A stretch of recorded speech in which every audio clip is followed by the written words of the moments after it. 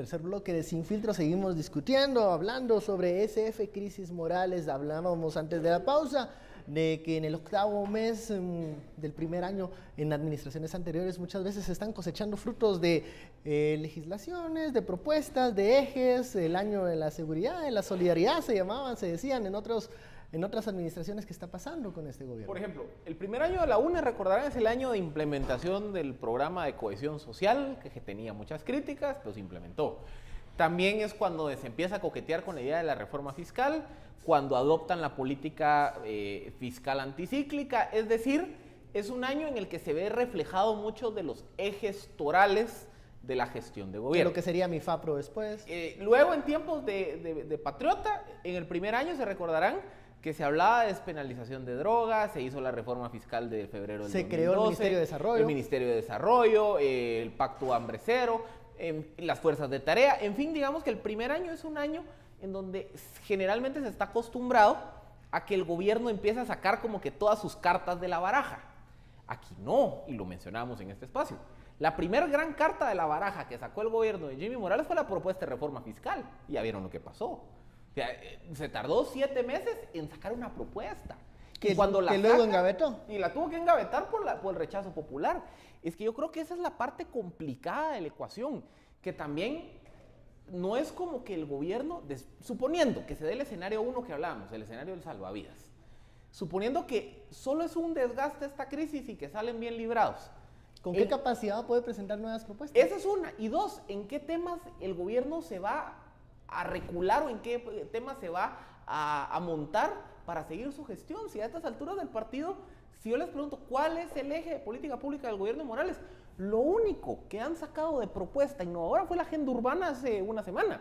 Pero después no vemos una propuesta de desarrollo económico, no vemos propuesta en temas social, educativo, salud. Es decir, también el gobierno tiene el problema que cuando esto pase, si es que pasa, ¿en qué se va a montar? ¿Cuál va a ser su tema? Es el escenario más positivo, Philip. Estás hablando del escenario. Ese era el escenario en el que solo todo se queda en desgaste político, pero sin plan de gobierno, sin capacidad de acción. Espérate. Ese es el escenario positivo. Ese es el escenario positivo donde el presidente renuncia allá, entonces es igual de positivo. Donde el presidente esté sentado en la Sexta Avenida, renuncia allá sería entonces igual de positivo.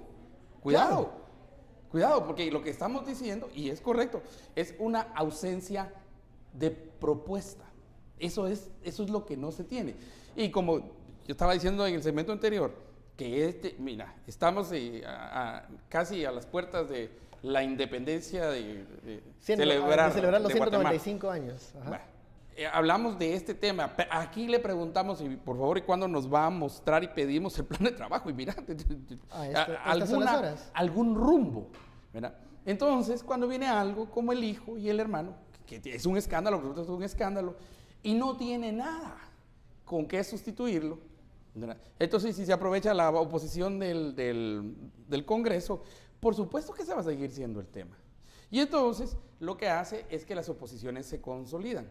Y creo que aquí nos lleva, y anoche lo mencionaba y lo voy a seguir mencionando siempre, a esta idea enorme del neopresidencialismo y ese cuestionamiento de si el presidente debe tener tanto poder como realmente tiene en nuestros sistemas presidencialistas, que se llaman republicanos presidencialistas, pero que realmente el presidente llega a tener mucho poder porque el presidente al final es la figura, es el repartidor caudillo, ¿no? Del botín. Claro. Y casi que donde primero reparte es con la familia. Y ¿verdad? Ahora... Entonces, tenemos que cuestionar eso, pero no hay nada que compita como un escándalo. O sea, no tiene... En el escenario positivo que estamos hablando, un presidente sin espacio de maniobra, ¿quién va a tener el ritmo? ¿Quién va a marcar el ritmo de la gestión? Porque no va a haber una ausencia. Alguien va a ocupar ese liderazgo que no tiene el presidente. Y la pregunta que vamos a hacer, ¿quiénes son los operadores?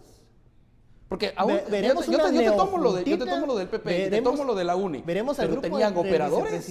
Ellos tenían operadores. ¿Quiénes son los operadores de Jimmy Morales y quiénes son los operadores de FCN Nación? Y por eso es que necesitas una bancada.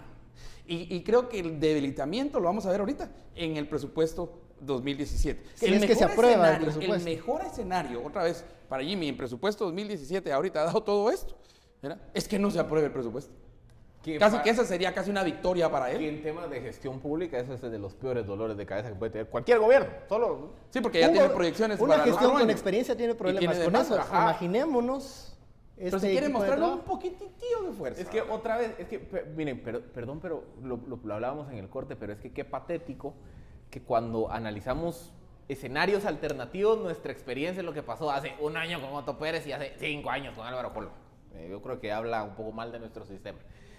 Pero recordemos otra vez el caso de Colom, porque el caso de Colom, como les digo, para mí es como la inspiración del escenario 1, del escenario bueno. El del desgaste, nada más. Que le tiran un salvavidas, sufre desgaste, pero sobrevive.